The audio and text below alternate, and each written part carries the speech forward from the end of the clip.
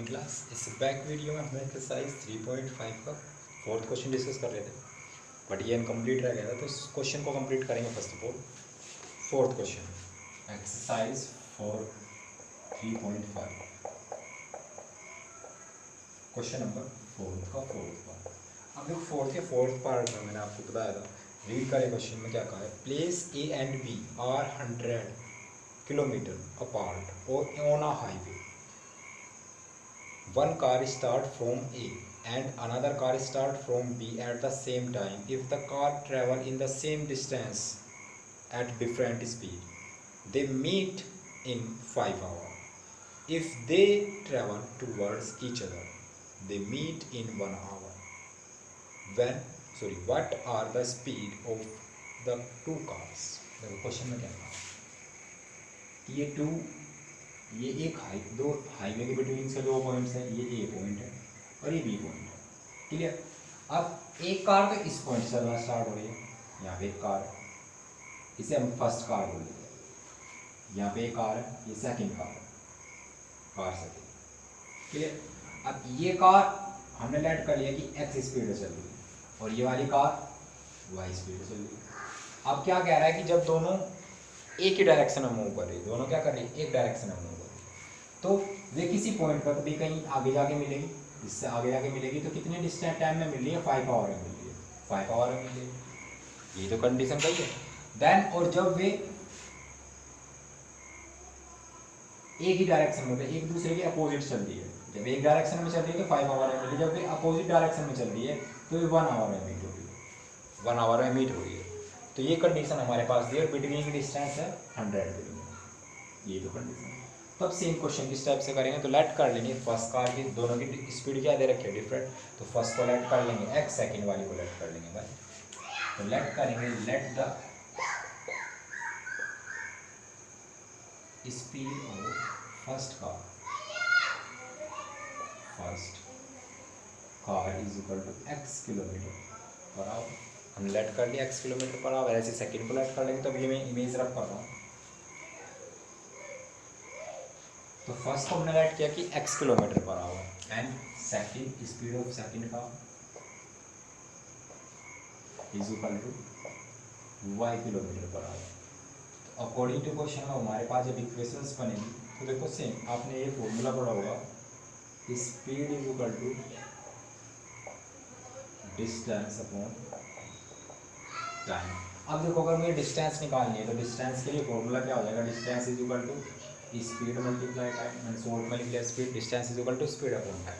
अब देखो सेम क्या कहा है कि भाई 5 आवर में मिल गया जब वे एक ही डायरेक्शन में मूव कर रहे हैं, मीन्स ये एक फर्स्ट वाली कार है और ये सेकेंड वाली कार है, एक ही डायरेक्शन में मूव कर रहे हैं। जब एक डायरेक्शन में मूव कर रहे हैं तो भाई ये x किलोमीटर से मूव कर रही है, ये y से मूव कर रही है, तो ये इसकी स्पीड है और टाइम कितना ले रही है 5, ये भी 5 आवर ले रही है, ये भी 5 आवर है, फिर ये मीट हो जाएगी।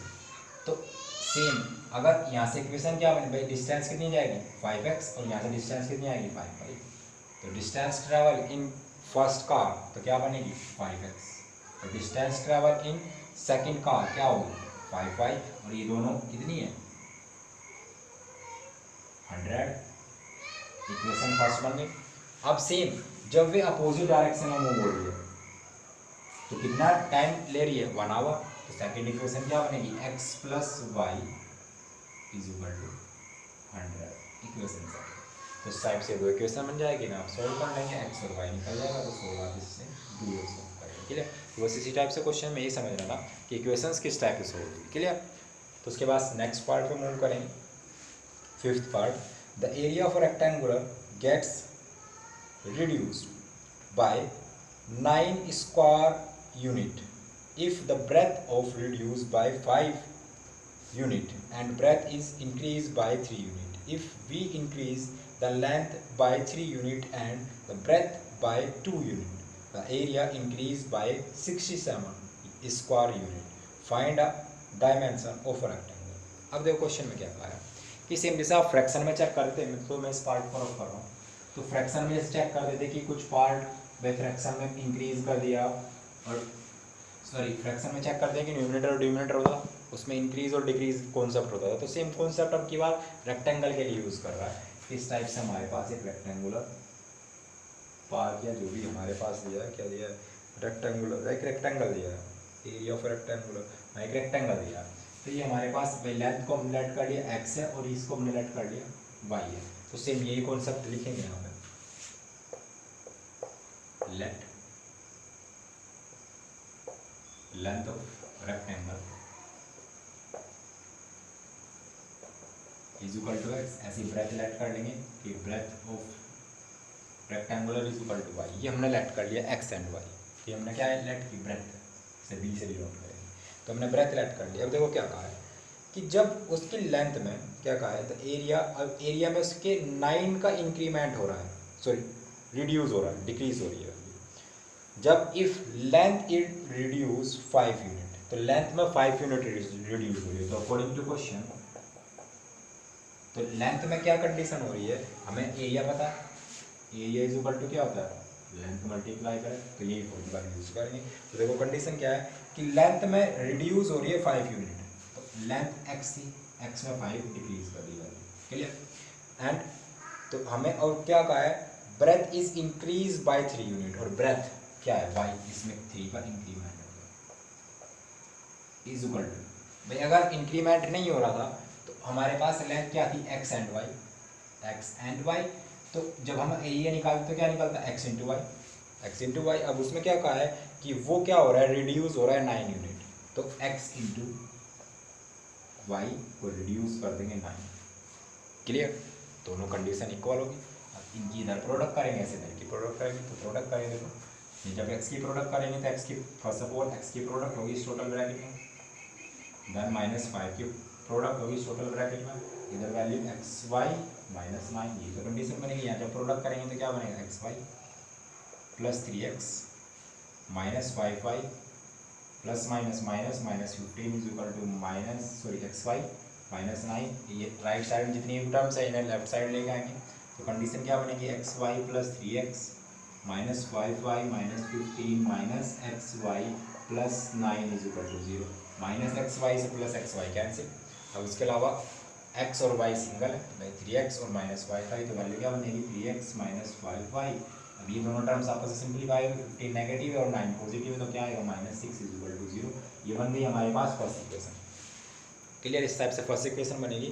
एंड सेकंड इक्वेशन के लिए क्या कहा है, देखो increase the length 3 unit. Length कितनी थी हमारे पास x, तो लेंथ में कितना इंक्रीमेंट हो रहा है 3 यूनिट, तो x प्लस 3। एंड आगे क्या कहा है, breadth, sorry if the increase by length is 3 unit and breadth 2 unit. Length और ब्रेथ दोनों में इंक्रीजमेंट हो रहा है, तो ब्रेथ कितनी है y, तो y में 2 का इंक्रीमेंट हो गया। The area increase is 67 unit, तो एरिया में क्या हो रहा है, एरिया क्या होगा एक्स वाई, उसमें कितना होगा 67 का इंक्रीमेंट हो गया। तो इस टाइप में सिंप्लीफाई कर लेंगे, भाई इक्वेशन क्या बनेगी एक्स वाई, भाई प्रोडक्ट करेंगे, सब यहाँ प्रोडक्ट करेंगे तो क्या बनेगा 2x, और 3 की प्रोडक्ट करेंगे तो क्या बनेगा 3y। डायरेक्टली प्रोडक्ट कर रहा हूँ, ये वाली लाइन यूज़ नहीं कर रहा, आप इसको यूज़ करेंगे। तो सेम जब y की प्रोडक्ट कर रहे हो तो +6 is equal to x y plus 67, तो एक्स वाई से तो एक्स वाई कैंसिल हो जाएगा। तो इक्वेशन क्या बन जाएगी हमारे पास 2x प्लस 3y। अब 67 है, वो लेफ्ट साइड से राइट साइड आएगा, सॉरी राइट साइड से लेफ्ट साइड आएगा, और 6 है तो 6 सब्सट्रैक्ट हो रहा होगा तो वैल्यू -61 लेफ्ट रह जाएगा इज इक्वल टू 0। ये बच जाएगी हमारे पास रेक्टेंगल इक्वेशन। अब इन दोनों इक्वेशंस को, भाई ये सेकंड इक्वेशन है और ये फर्स्ट इक्वेशन है, इन दोनों को सोल्व कर लेंगे, सोल्व आप सॉल्व करेंगे क्लियर। तो इस टाइप से आप इसे कंप्लीट कर लेंगे, कंप्लीट करके आपको क्या मिल जाएगा, लेंथ मिल जाएगी और ब्रेथ। डायमेंशन मतलब लेंथ और ब्रेथ हमें दोनों डिफाइन करनी है, क्लियर। तो इस टाइप से कंप्लीट कर लेंगे। आई होप आपको ये क्वेश्चन क्लियर हो गया हो। तो इस टाइप से क्वेश्चन कंप्लीट करेंगे। तो आज यहीं तक रखते हैं, नेक्स्ट एक्सरसाइज स्टार्ट नहीं कर रहे हैं, आज इतना ही कंप्लीट कर लें। तो मिलते हैं नेक्स्ट वीडियो में नेक्स्ट क्वेश्चन के साथ, तब तक के लिए बाय।